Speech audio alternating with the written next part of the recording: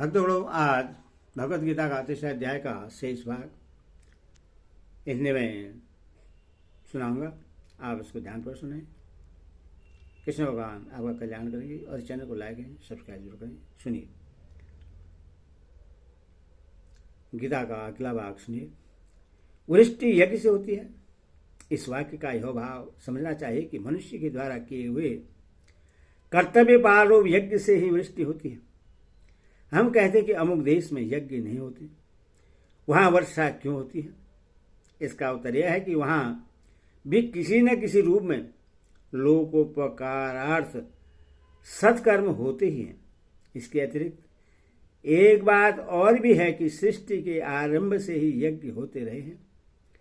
उन यज्ञों के फलस्वरूप वहां वृष्टि होती है, और जब तक पूर्वार्जित यज्ञ समूह संचित रहेगा, उसकी समाप्ति नहीं होगी, तब तक वृष्टि होती रहेगी। परंतु मनुष्य यदि यज्ञ करना बंद कर देगा तो यह संचय धीरे धीरे समाप्त हो जाएगा और उसके बाद वृष्टि नहीं होगी। इसके फलस्वरूप सृष्टि के जीवों का शरीर धारण और भरण पोषण कठिन हो जाएगा। इसलिए कर्तव्य पालन रूप यज्ञ मनुष्य को अवश्य करना चाहिए। यज्ञ विहित कर्म से उत्पन्न होता है, इस कथन का क्या भाव है? इससे यह भाव दिखलाया गया है कि भिन्न भिन्न मनुष्यों के लिए उनके वर्ण, आश्रम, स्वभाव और परिस्थितियों के भेद से जो नाना प्रकार के यज्ञ शास्त्र में बतलाए गए हैं, वे सब मन, इंद्रिय या शरीर की क्रिया द्वारा ही संपादित होते हैं। बिना शास्त्र विहित क्रिया के किसी भी यज्ञ की सिद्धि नहीं होती। 4 अध्याय के 32वें श्लोक में इसी भाव को स्पष्ट किया गया है। बर्मुदोवम पद में बर्मा शब्द का क्या अर्थ है और कर्म को उससे उत्पन्न होने वाला बतलाने का क्या भाव है?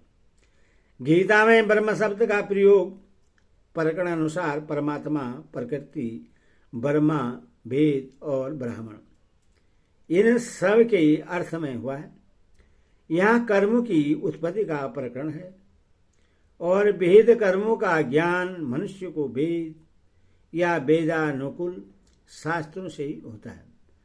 इसीलिए यहाँ ब्रह्मा शब्द का अर्थ वेद समझना चाहिए। इसके सिवा इस ब्रह्मा को अक्षर से उत्पन्न बतलाया गया है, इसीलिए भी ब्रह्मा का अर्थ वेद मानना ही ठीक है, क्योंकि परमात्मा तो स्वयं अक्षर है और प्रकृति अनादि है, अतः उनको अक्षर से उत्पन्न कहना नहीं बनता।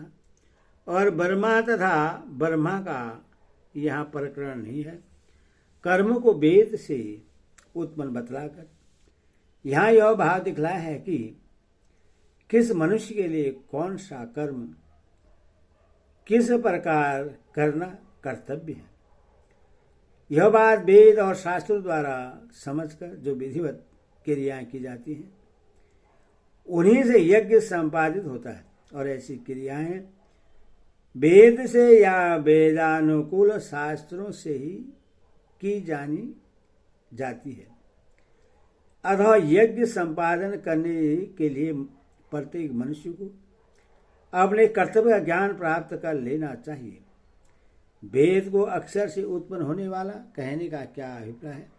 क्योंकि वेद तो अनादि माने जाते हैं। परम ब्रह्मा परमेश्वर नित्य है, इस कारण उनका विधान रूप वेद भी नित्य है, इसमें कुछ भी संदेह नहीं है। अतः यहाँ वेद को परमेश्वर से उत्पन्न बताने का यह अभिप्राय नहीं है कि वेद पहले नहीं था और पीछे से उत्पन्न हुआ है, किंतु यह अभिप्राय है कि सृष्टि के आदि काल में परमेश्वर से वेद प्रकट होता है और प्रलय काल में उन्हीं में विलीन हो जाता है। वेद अप्रोक्ष्य है, अर्थात किसी पुरुष का बनाया हुआ शास्त्र नहीं है। यह भाव दिखलाने के लिए यहाँ वेद को अक्षर से यानी अविनाशी परमात्मा से उत्पन्न होने वाला बतलाया गया है। अतः इस कथन से वेद की अनादिता ही सिद्ध की गई है। इसी भाव से 17वें अध्याय के 23वें श्लोक में भी वेद को परमात्मा से उत्पन्न बतलाया गया है। सर्वगतम विशेषण के सहित ब्रह्मा पद यहाँ किसका वाचक है और हेतुवाचक तस्मात् पद का प्रयोग करके उससे यज्ञ में नित्य प्रतिष्ठित बतलाने का क्या अभिप्राय है। सर्वगतम विशेषण के सहित ब्रह्मा पद यहाँ सर्वव्यापी सर्वशक्तिमान सर्वधार परमेश्वर का वाचक है और तस्मात् पद की प्रयोग रूप उस परमेश्वर को यज्ञ में नित्य प्रतिष्ठित बतलाकर यह भाव दिखलाया गया है कि समस्त यज्ञों की विधि जिस वेद में बतलाई गई है वह वेद भगवान की वाणी है। अतएव उसमें बतलाई हुई विधि से किए जाने वाले यज्ञ में समस्त यज्ञों के अधिष्ठाता सर्वव्यापी परमेश्वर सदा ही स्वयं विराजमान रहते हैं। अर्थात यज्ञ साक्षात परमेश्वर की मूर्ति है। इसलिए प्रत्येक मनुष्य को भगवत प्राप्ति के लिए भगवान के आज्ञा अनुसार अपने अपने कर्तव्य का पालन करना चाहिए। इस प्रकार शिष्य चक्र की स्थिति यज्ञ पर निर्भर बतलाकर और परमात्मा को यज्ञ में प्रतिष्ठित कहकर अब उस यज्ञ रूप स्वधर्म के पालन की अवश्य कर्तव्यता सिद्ध करने के लिए उस शिष्य चक्र के अनुकूल न चलने वाले की यानी अपना कर्तव्य पालन न करने वाले की निंदा करते हैं। हे पार्थ, जो पुरुष इस लोक में इस प्रकार परमात्मा से प्रचलित शिष्ट चक्र के अनुकूल नहीं बरतता अर्थात अपने कर्तव्य का पालन नहीं करता, वह इंद्रिय के द्वारा भोगों में रमण करने वाला पापायु पुरुष व्यर्थ ही जीता है।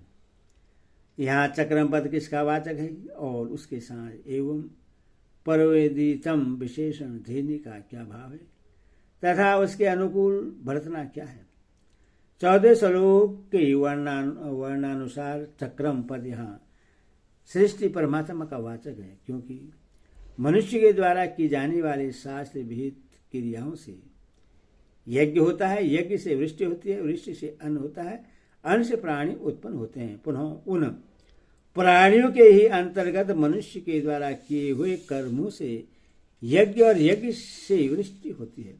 इस तरह यह सृष्टि परंपरा सदा से चक्र के भांति चली आ रही है। यह भाव दिखलाने के लिए चक्रम पद के साथ एवं पर्वतीतम विशेषण दिया गया है। अपने अपने वर्ण आचरण स्वभाव और परिस्थिति के अनुसार जिस मनुष्य का जो स्वधर्म है, जिसके पालन करने का उस पर दायित्व है, उसके अनुसार अपने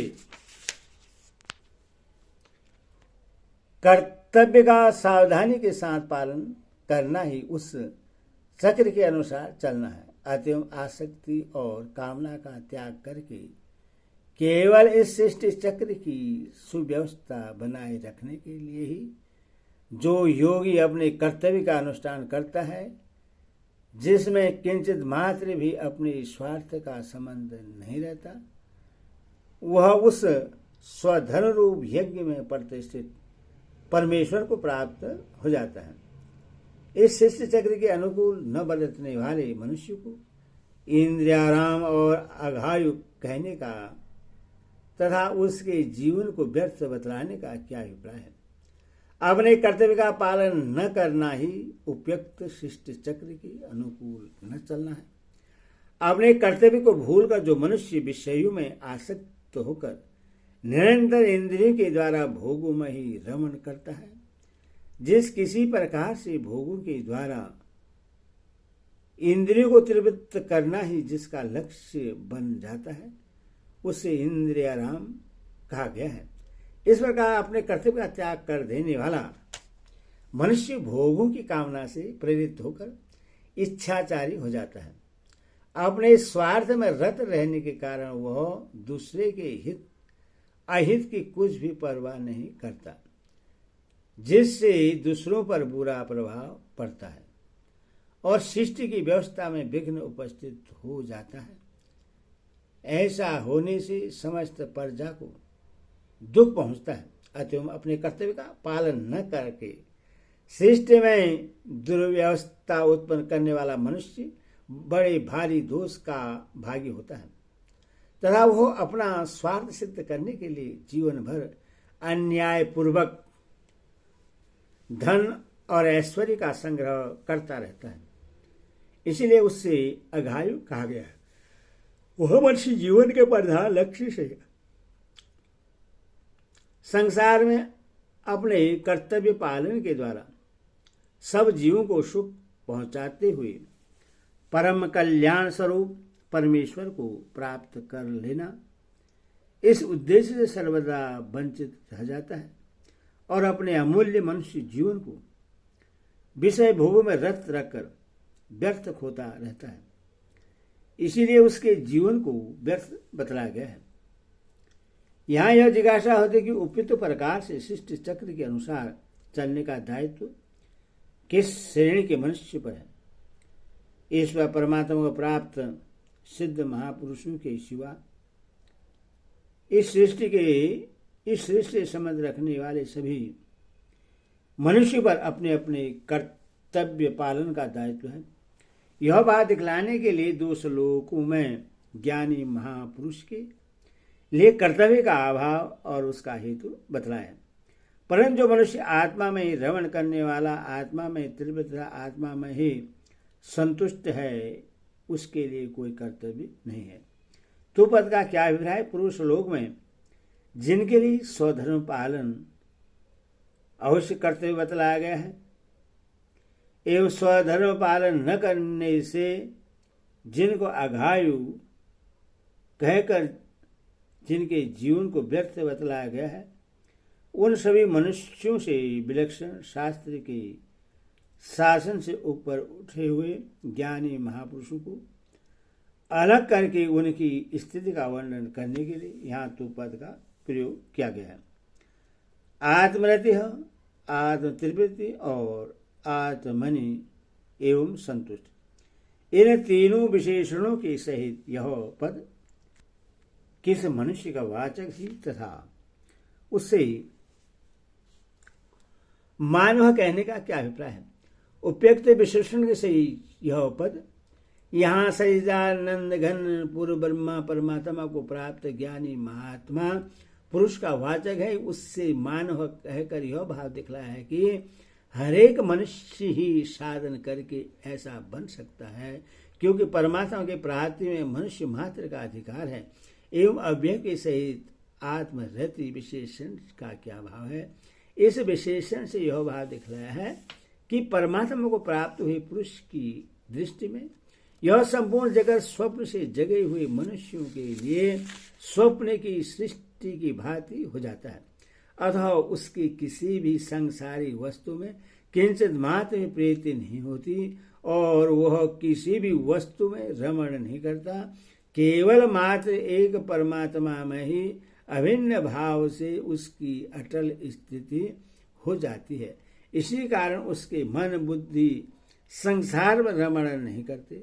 उनके द्वारा केवल परमात्मा के स्वरूप का ही निश्चय और चिंतन स्वाभाविक रूप से होता रहता है। यही उसका आत्मा में रमण करना है। आत्मतृप्ति विशेषण का क्या भाव है? इससे यह भाव दिखलाया है कि परमात्मा को प्राप्त पुरुष पूर्ण काम हो जाता है, उसके लिए कोई भी वस्तु प्राप्त करने योग्य नहीं रहती तथा किसी भी संसारी वस्तु की उससे किंचित मात्र भी आवश्यकता नहीं रहती। वह परमात्मा के स्वरूप में अन्य भाव से स्थित होकर सदा के लिए त्रिवृत्त हो जाता है। आत्मन एवं संतुष्ट विशेषण का क्या भाव है? इससे यह भाव दिखलाया गया है कि परमात्मा को प्राप्त पुरुष नित्य निरंतर परमात्मा ही संतुष्ट रहता है। संसार का कोई बड़े से बड़ा प्रलोभन भी उससे अपनी ओर आकर्षित नहीं कर सकता। उसे किसी भी हेतु से या किसी भी घटना से किंचित मात्र भी असंतोष नहीं हो सकता। संसार की किसी भी वस्तु से उसका कुछ भी संबंध नहीं रहता। वह सदा के लिए हर्ष शोक आदि विकारों सर्वदा अतीत होकर सच्चिदानंद परमात्मा में निरंतर संतुष्ट रहता है।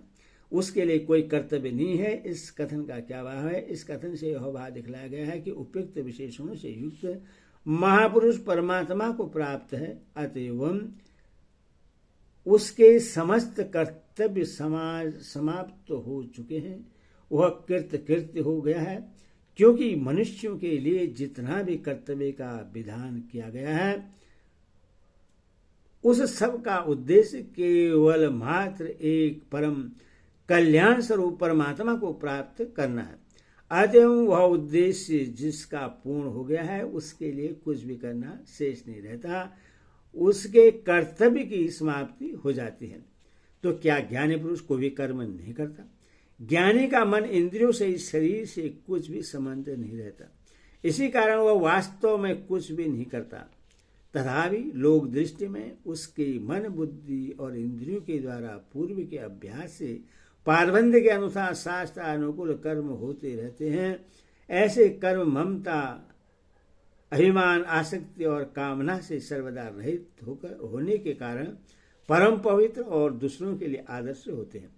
ऐसा होते हुए भी यह बात ध्यान में रखनी चाहिए कि ऐसे पुरुष पर शास्त्र का कोई शासन नहीं है। हरि ओम तत्सत। हरि ओम तत्सत।